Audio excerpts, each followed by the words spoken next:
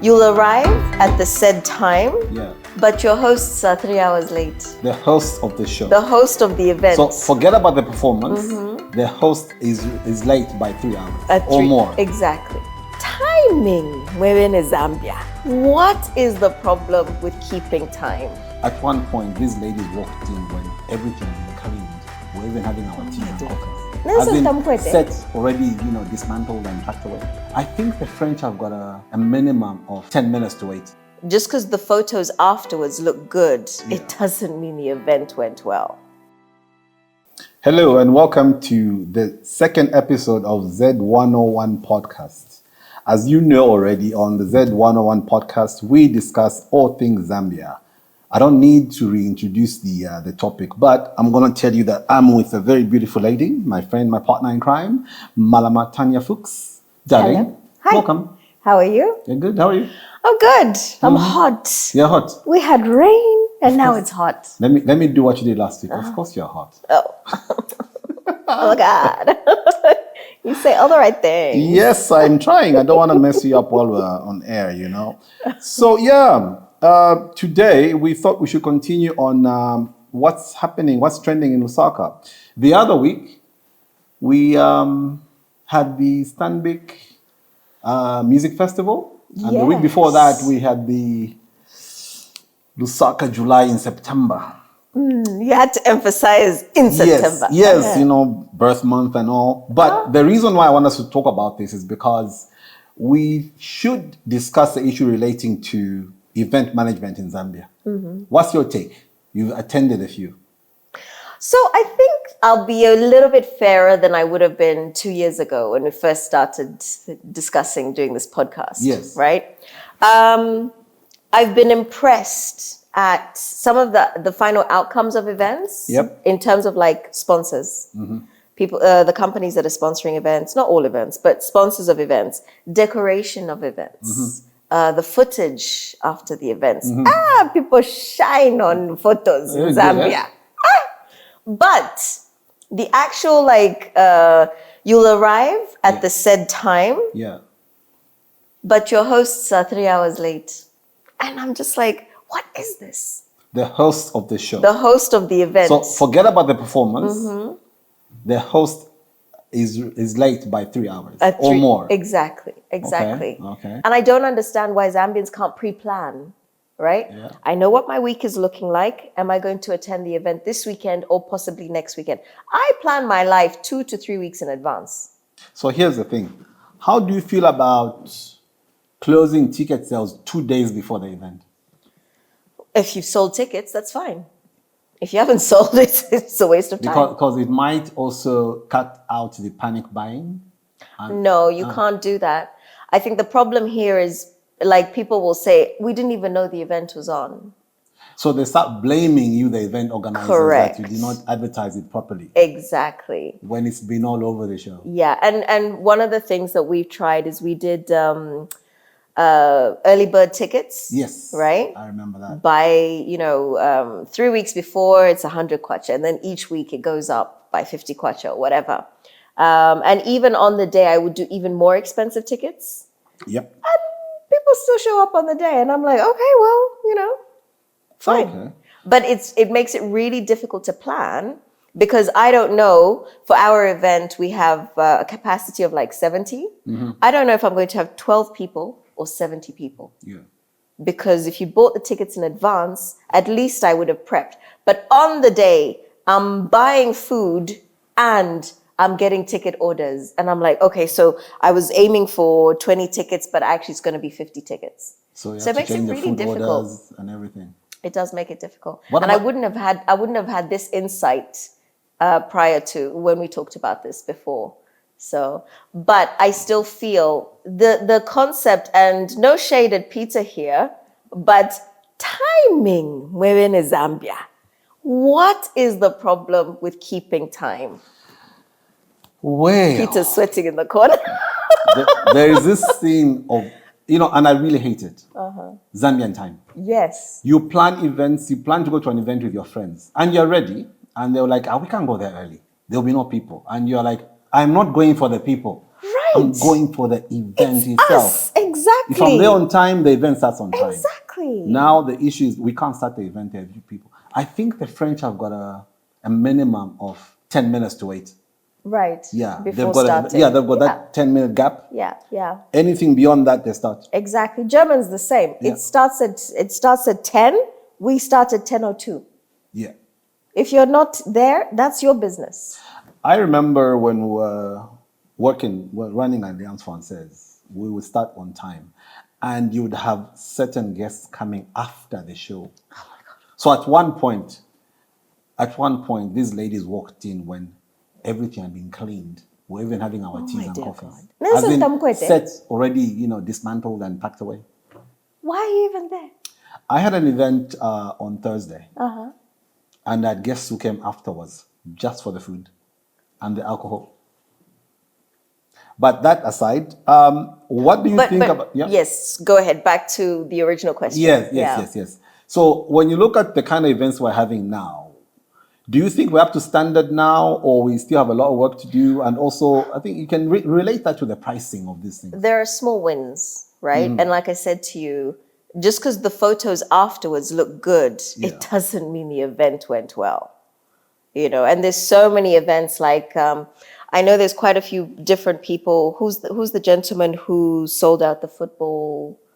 Well, it was not sold out. Yeah. His friends also claimed it was sold out. Right. That was impossible for him to sell out that stadium. Even when I started doing the maths, the stadium holds 60,000 people. Yes. Even if apparently 30,000 people were in attendance, how many people in Lusaka alone are going to go?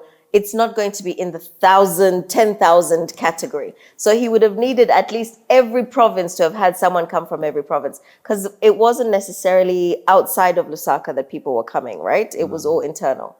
And then I started asking and I said, so were the tickets free? Were they paid for? Yeah.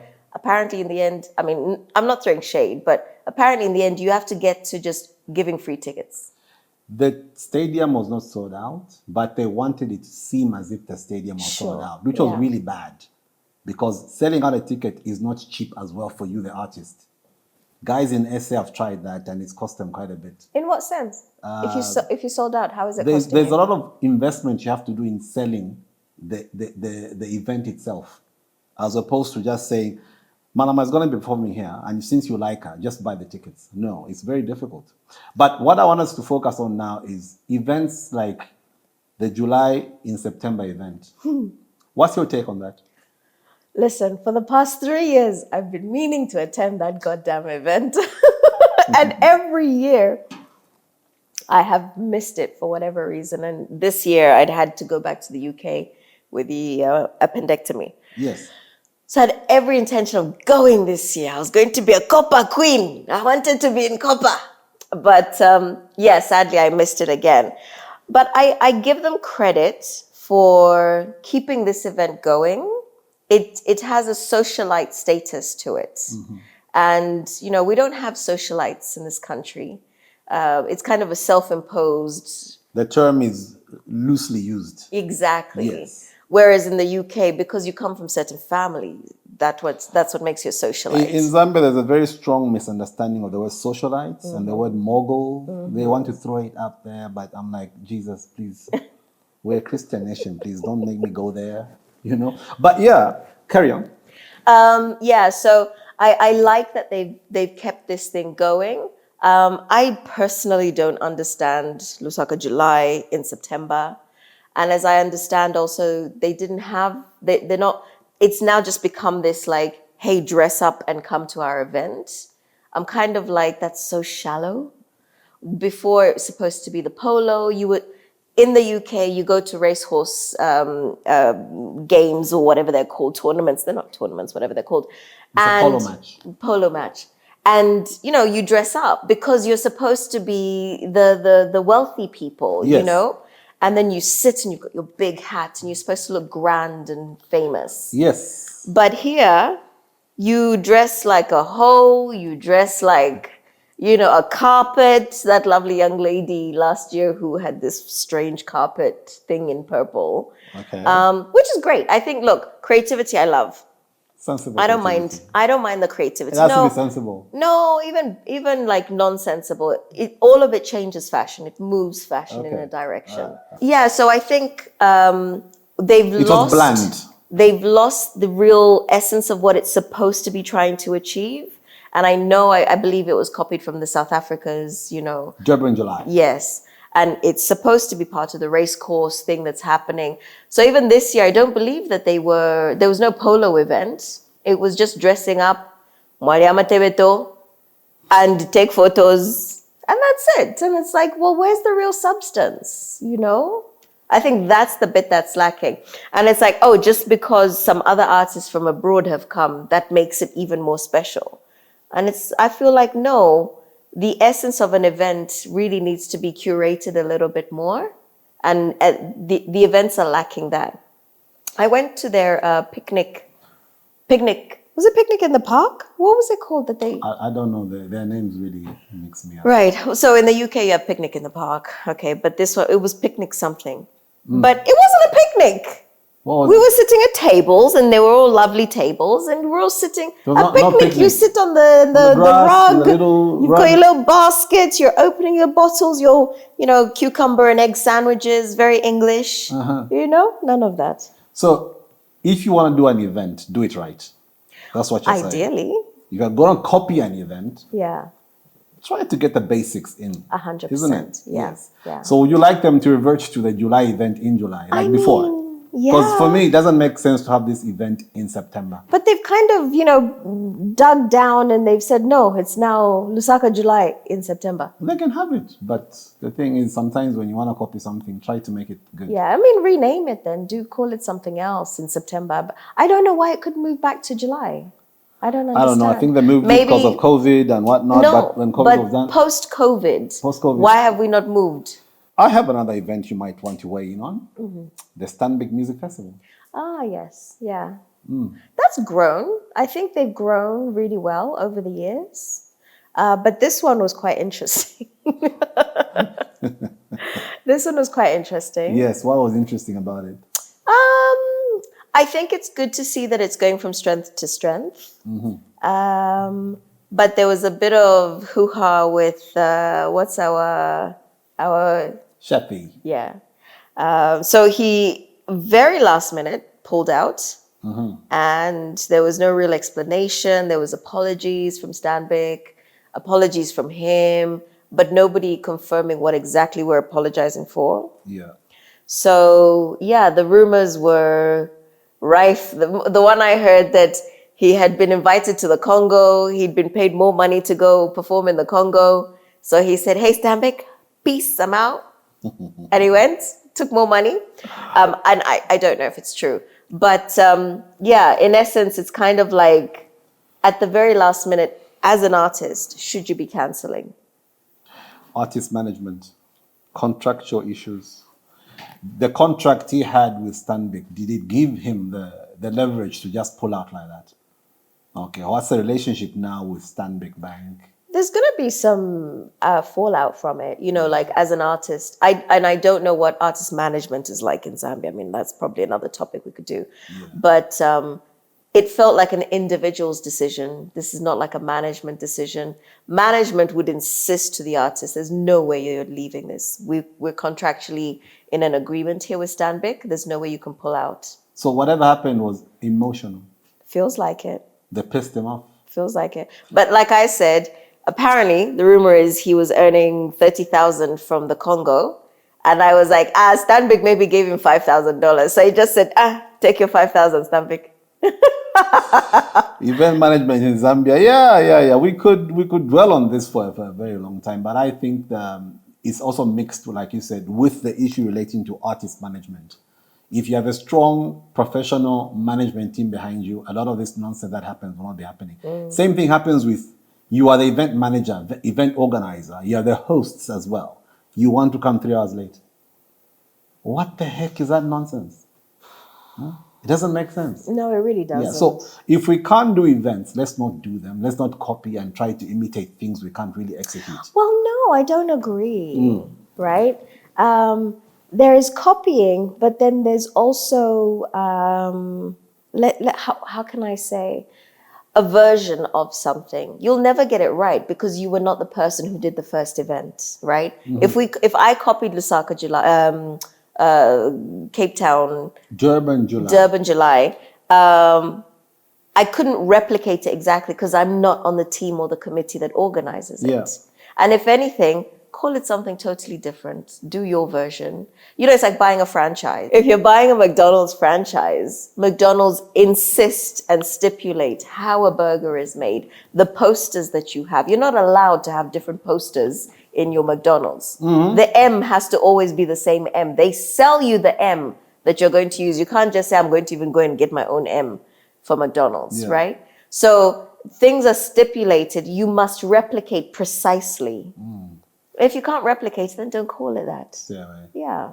Maybe that's you could say influenced by. Maybe that's why they haven't come to Zambia. Who, McDonald's? we can't get the chips right. You know. Okay. Let's go traditional.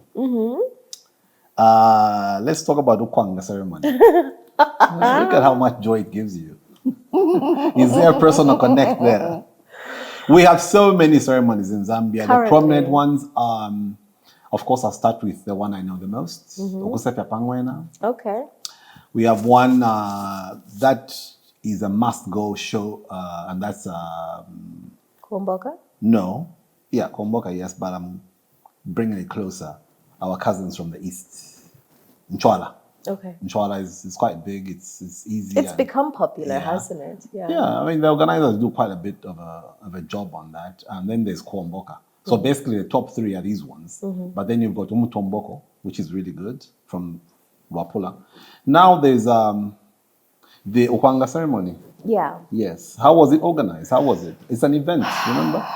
So the Ukwanga is like quite new. And I have to say, like, I like this concept that all of the chiefs are coming up with.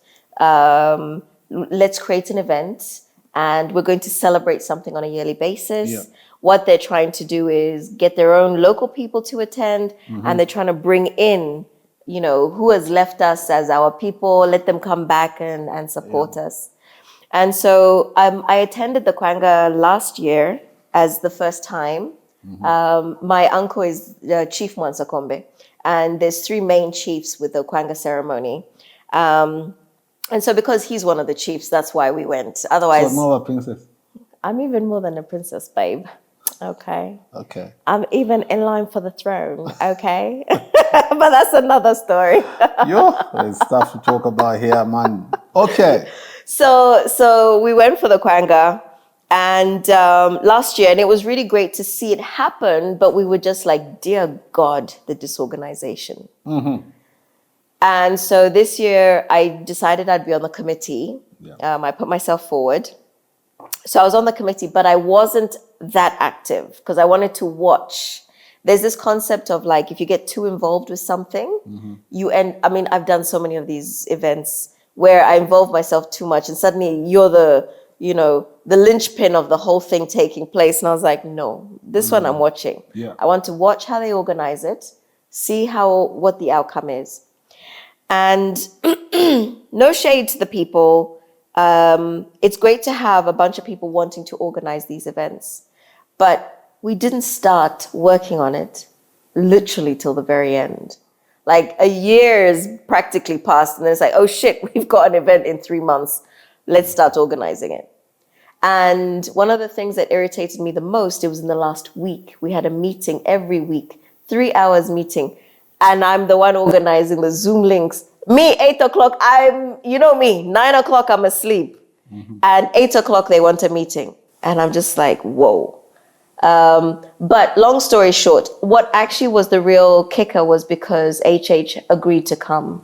Okay. And once the president now agrees to come, now you're like, oh shit, now we've really got to make an effort. It has to happen. But it all happened last minute because also what he does, I think they had gone to ask for permission maybe 3 months before. Like, will you be our guest of honor? Yep. He says yes informally, send the letter, blah, blah, blah, blah. But you don't know if it's him or a representative who's going to show up. And as it turned out, we were probably expecting a representative. And then they said next week, the president is coming. The money we raised was not enough.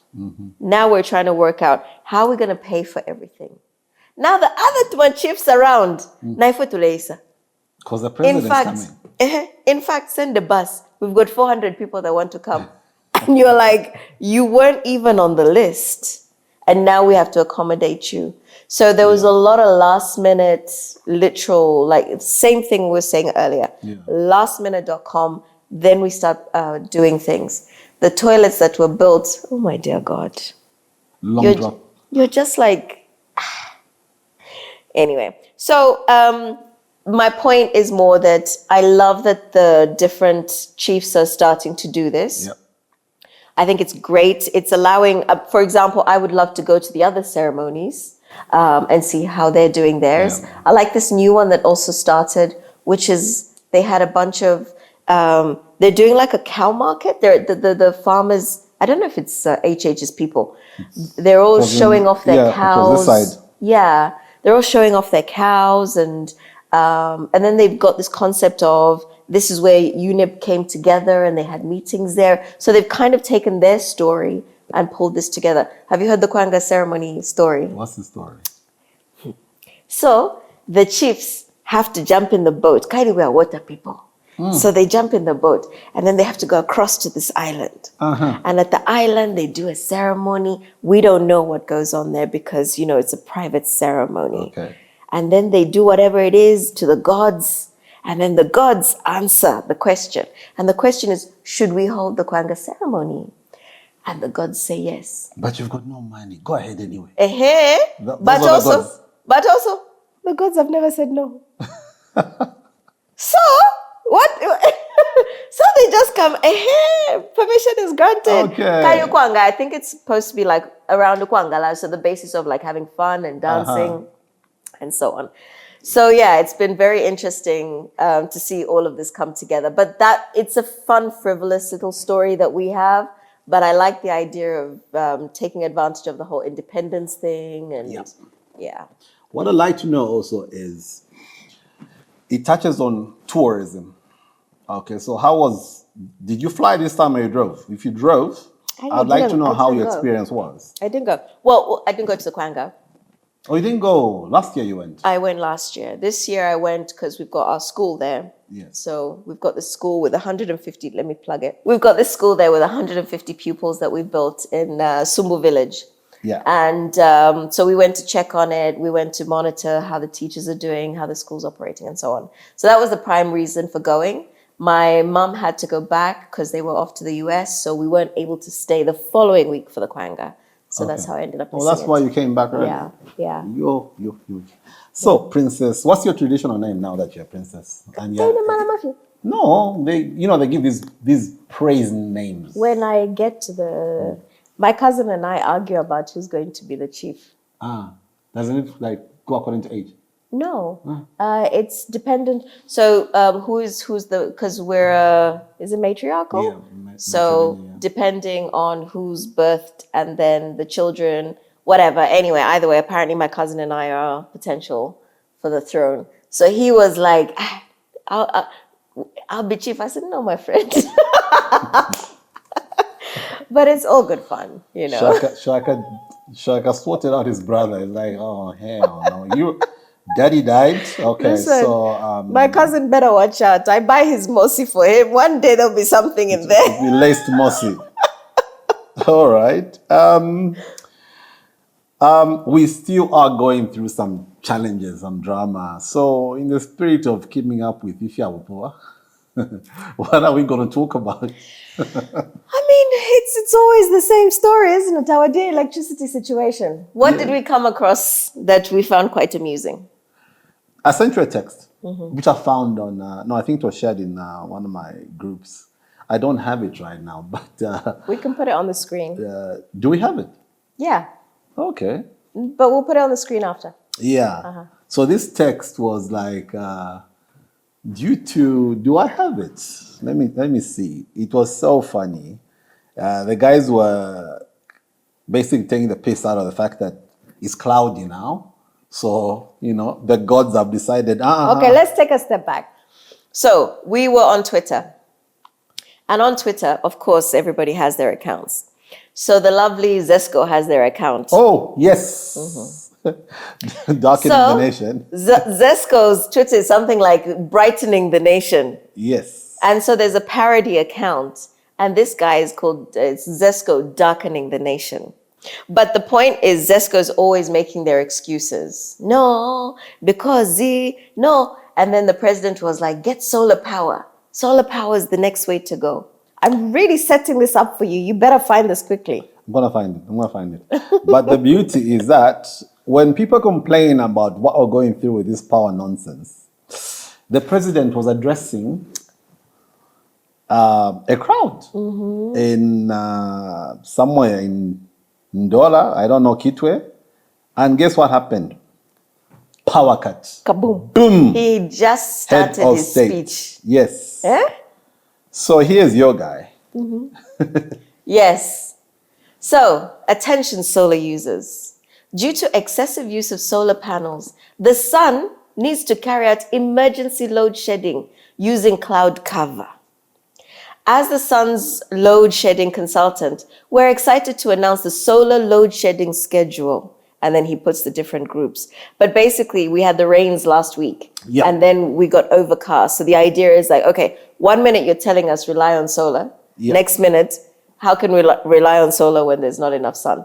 But it's just a parody. But yeah, it's super cute. It's I think I found it very, very nice. And I don't know how to react to the fact that the authorities, the powers that be, tell us stuff about how to manage our power and whatnot, and then it happens to the president.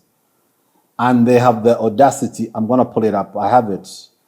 I have a clip that says we were on site within 2 minutes. Oh, please. To rectify the situation. Oh, please. Yeah, we're like, okay, so this was done because the head of state was there.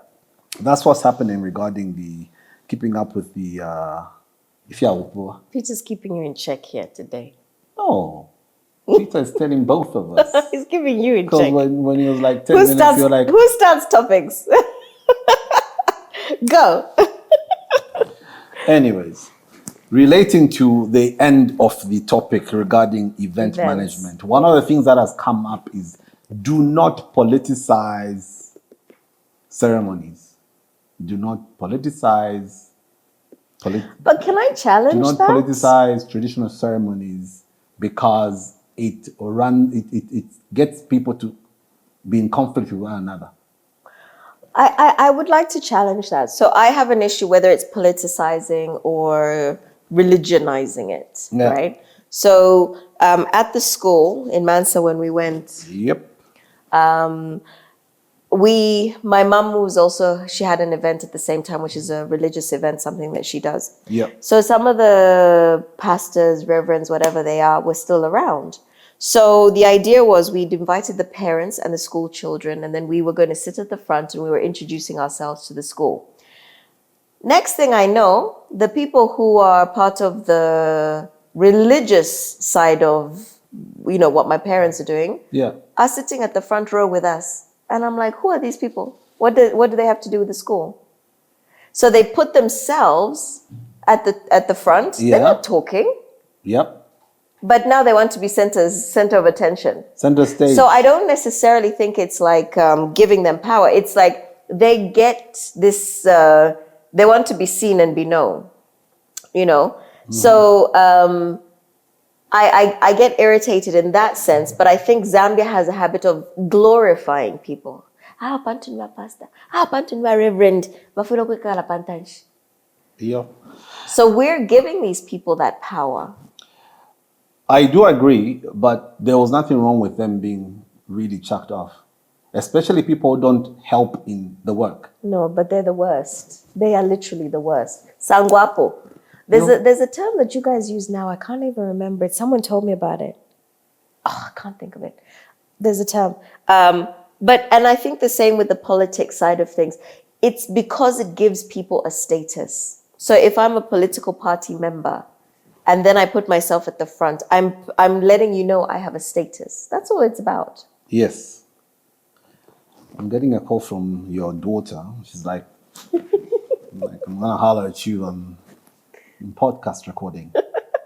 Yeah, but the problem is, the whole idea is that an event, a traditional ceremony can happen without political regalia from you, PF, MMD and whatnot, because at the end of the day, they're trying to avoid the clash. We are one unit at that point. I get that, So but that's I what think they're trying to sometimes avoid. Yeah. Like the focus, one of the focus of our meetings was, what are we going to wear? You know, and it's like, there's so much more to worry about than the wardrobe. But that's what people do here because it's the one thing they can control. People like to look good. So if you're going to give them chitenges, new shirts, for me, it's like that. Let them wear them, but don't now make it like gangland, We're now fighting war turfs like the Americans do, Well, I think that's where it started. The issue of the kind of friction that's generated when different political parties go to one event. The control is not there. But they go to, for example, we had UNIP, we had PF, UPND at the Kwanga ceremony. So they all attend and they're all given various levels of status. Yeah, but I that hear will you. vary depending on who wins the next election, All right, we're wrapping up on this. Wrap it up. What's the takeaway in terms of event management in Lusaka? I think it's getting better, but it's still got a way to go. Yeah. Organizers need to be more honest. Yeah. And they need to show respect to the people who bought tickets. Organize with more time, right? Organize in advance. Don't wait till last minute. Attendees have a responsibility. Book your ticket in advance. Don't wait till the day. Plan your days. Zambians don't know how. We need to do a podcast on like planning your day, planning your week. Zambians don't seem to know how to do this. I know what I'm doing in a month's time. My plan for 11th of December. I've planned my date. Yeah. I don't wait till the 11th to go, you get it. I think I just don't give a damn, period. Okay. What would you like to see from the events you attend? I'll tell You're you. an attendee. No, I've managed events before. And I'll tell you, when I used to run Alliance Francaise, my events would start at the very least, at the very latest, 10 minutes after the time. The show will start whether you're there or not. One of the reasons in this country, if you're doing events that are politically connected, is when you're inviting a minister, PS, anybody from government, they take their time to come. So because they don't have respect for your event. Yeah, so my take is, if you've got an event starting at 10, don't say 10 for 11. No, you're giving them time to, it will start at 11. No, I think that's enough for today regarding events. We didn't have much to talk about it, but because we've had experience about how it's mismanaged. It's more like event mismanagement. It is primarily, but they are getting better. Like I said, let's give them credit. They are getting better. Even the like the Agora food festival stuff, those things are getting better. The more they do them, the better they get. My take is that the events in Zambia don't do well very much because it's all about the pocket. The organization is terrible because it's all about making money. That's it. I don't think so. The events that I do, I don't make any money. Yeah, why should you not be making money? That's your fault. I do them because I have a passion for them, but I don't make money. All right. We are done here. It's a wrap. It's a wrap. The episode regarding events. And we shall, Malama will come back and give me another argument that will try to make sense. But as far as I'm concerned, we're not in agreement with how events are run in this country. No. We've been light and fluffy with this episode, but we'll have harder hitting episodes next time. I like to fight and challenge you. So we're done. Until the next one. Peace. As they say in Mansa, Twapuisha.